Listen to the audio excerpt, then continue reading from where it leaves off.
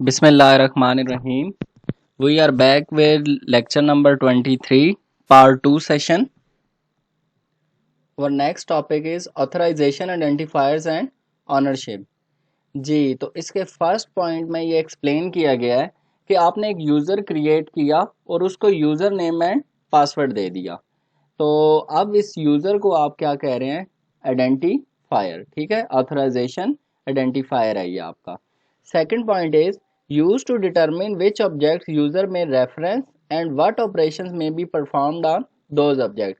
Second point में ये बताया जा रहा है कि अब ये जो आपका ऑथराइज आइडेंटिफायर है ये किन किन ऑब्जेक्ट्स को रेफर कर सकता है और इन ऑब्जेक्ट्स के ऊपर कौन कौन से ऑपरेशंस ये परफॉर्म कर सकता है। Third is each object created in SQL has an owner as defined in authorization clause of schema to which object belongs। आपको याद होगा कि जब हमने स्कीमा क्रिएट किया था तो उसमें उसने एक ऑनर क्रिएट किया था और वो आपका जो ऑनर था वो आपका क्या था? डेटाबेस एडमिनिस्ट्रेटर था, ठीक है। तो हमेशा स्कीमा जो है वो डिफाइन किया जाता है ऑथराइजेशन क्लास के अंदर और हम ये चेक करते हैं कि उसके अंदर कौन कौन से ऑब्जेक्ट्स बिलोंग कर रहे हैं। Owner is the only person who may know about it. और जो आपका ऑनर होता है उसको पता होता है कि ये इन ऑब्जेक्ट्स में कौन कौन सी चीज़ें अंदर रखी गई हैं, ठीक है। तो आपका जो डेटाबेस एडमिनिस्ट्रेटर है या जो आपका क्रिएटर है डेटाबेस का वही बता सकता है कि इसके अंदर कौन कौन से स्कीमाज हैं, कौन कौन से टेबल्स हैं, कौन से व्यूज़ हैं। ये सारी चीज़ें जो हैं वो बिलोंग करती हैं ऑनर से। जी, नेक्स्ट इज प्रिविलेजेस। प्रिविलेजेस का मतलब क्या है कि आपको कितने एक्सेस राइट्स दिए गए हैं, ठीक है। और इसका मतलब ये है कि कौन कौन से एक्शन जो है वो यूज़र परफॉर्म कर सकता है बेस टेबल के ऊपर या व्यू के ऊपर। इन प्रिविलेजेस को आईएसओ स्टैंडर्ड ने डिफरेंट स्टेटमेंट्स के थ्रू डिफाइन किया है। तो फर्स्ट जो आपकी स्टेटमेंट है that is select. Select statement के थ्रू हम लोग क्या कर सकते हैं? यूज़र जो है वो डेटा रिट्रीव कर सकता है टेबल से। सेकंड जो है वो आपकी इंसर्ट स्टेटमेंट है। इंसर्ट स्टेटमेंट के थ्रू यूज़र क्या है न्यू रोज जो है वो टेबल के अंदर इंसर्ट करवा सकता है, ठीक है। यानी न्यू रिकॉर्ड टेबल के अंदर वो इंसर्ट करवा रहा है। थर्ड जो है आपकी अपडेट स्टेटमेंट है। अपडेट स्टेटमेंट के थ्रू यूज़र को ये प्रिविलेजेस दी गई हैं कि वो डेटा के अंदर जितनी रोज हैं उनको वो मॉडिफाई कर सकता है, ठीक है। टेबल के अंदर जितनी रोज हैं वो उनको चेंज कर सकता है easily. Third fourth statement is delete statement. अब इसका क्या मतलब है कि यूज़र जो है टेबल में से या तो एक रो या मल्टीपल रोज को डिलीट कर सकता है। Fifth one is references.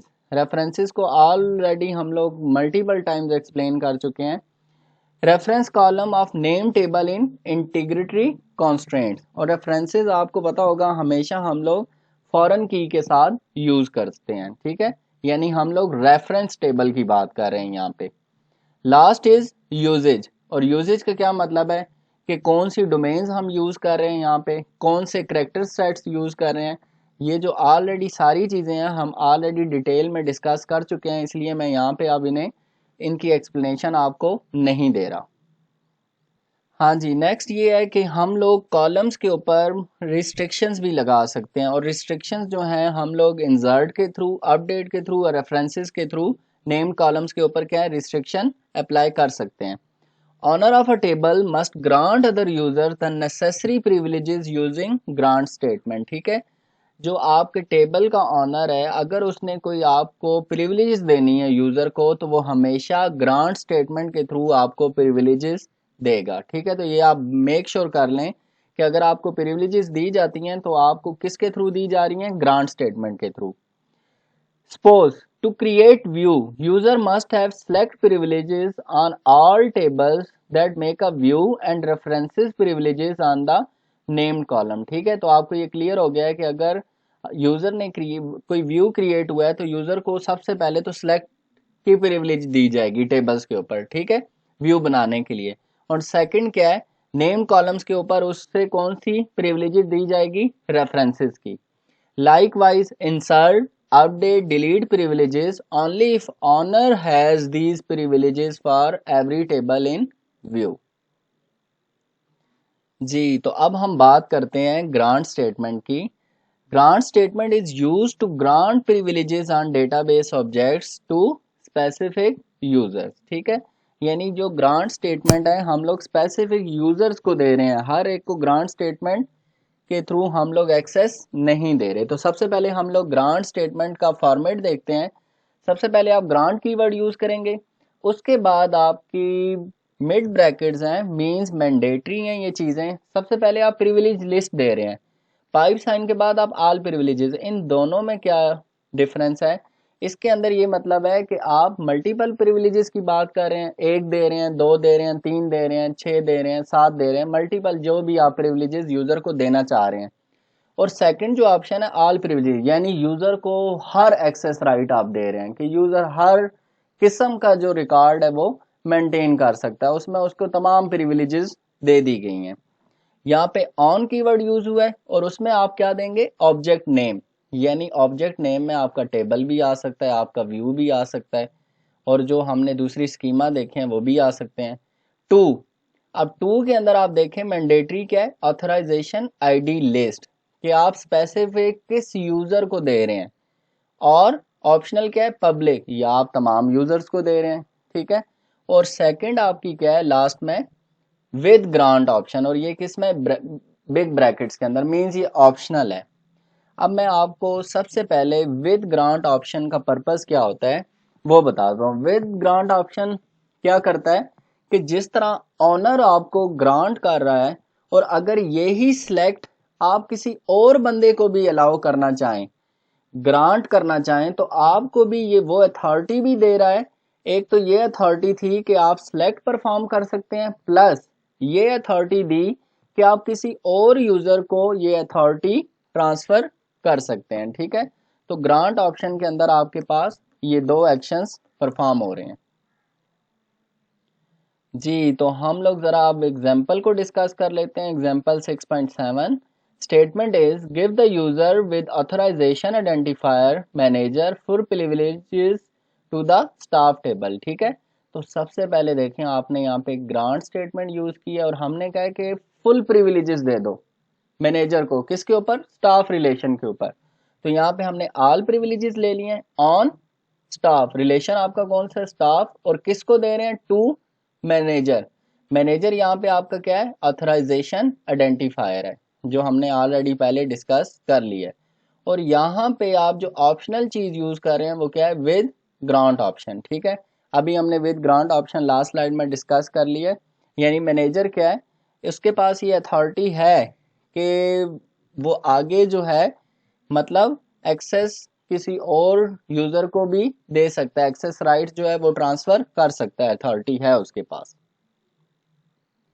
Next example is 6.8 give users personal and directors. अब देखें यहाँ पे दो यूजर्स की बात हो रही है, एक पर्सनल और दूसरा आपका डायरेक्टर।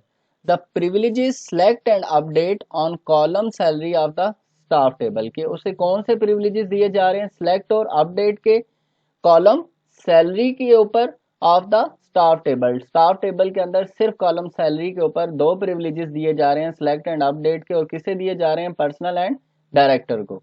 तो सबसे पहले देखें, हमने ग्रांट स्टेटमेंट यूज की है, हमें कौन से प्रिविलेजेस की बात की जा रही है? सिलेक्ट, अपडेट, दोनों को कॉमा से सेपरेट किया है। और यहाँ पे हम लोग क्या दे रहे हैं? सैलरी। एट्रीब्यूट नेम हमारा क्या है? सैलरी। स्टाफ टेबल के अंदर ऑन स्टाफ रिलेशन टू किस किस को हम ये एक्सेस राइट्स दे रहे हैं? Personal and director. तो आई होप सो अब आपको एग्जाम्पल के थ्रू ये चीज़ें जो हैं बिल्कुल क्लियर हो गई होंगी। जी, नेक्स्ट एग्जांपल है हमारी 6.9 और इसकी स्टेटमेंट क्या है? Give all users the privilege select on the branch table. इसमें ये बताया जा रहा है कि तमाम यूजर्स को सिलेक्ट की प्रिविलेज दे दी जाए, किसके ऊपर?